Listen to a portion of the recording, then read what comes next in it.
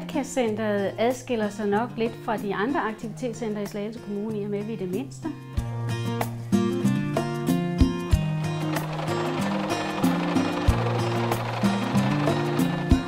Vi ligger i en lille landsby, og det vil sige, at vores brugergruppe, det er folk, der kommer fra landet, størsteparten af dem. Vi kommer hovedsageligt på Atkas-centret for at få noget socialt samvær. Komme til at dyrke de aktiviteter og hobbies, de har hver især. Og vores opgave er så at gøre det så varieret som muligt for vores brugergruppe.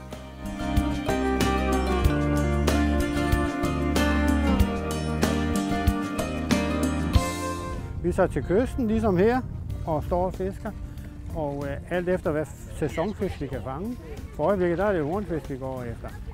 Og lidt fladfisk også, fordi vi kan lige godt brede det lidt, når der er mulighed.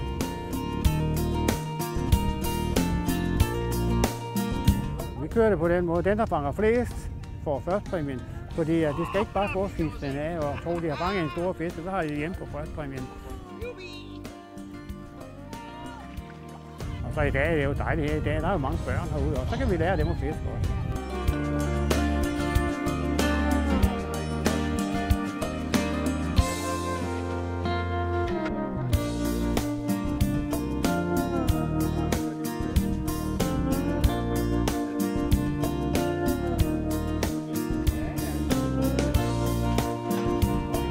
Så har vi et meget aktivt petanghold.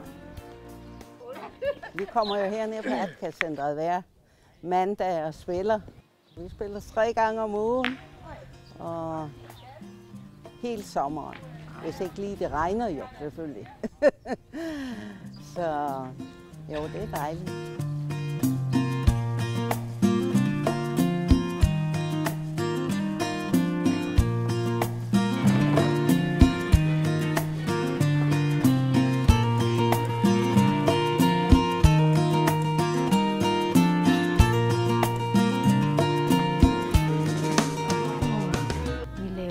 Høstmarked, vi lavede generationsdag her i huset, hvor vi har vores børnebørn og oldebørn med. 4 generationer har vi været her i huset på de samme dage, så det er jo nogle sjove aktiviteter.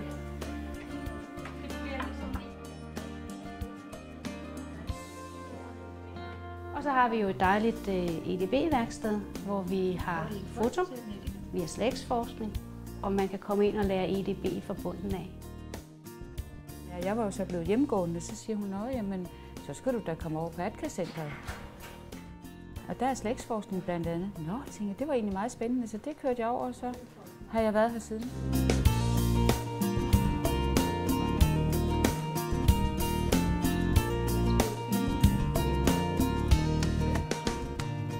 Jeg synes, det er dejligt at komme her. Det er sådan en god afveksling for hverdagen.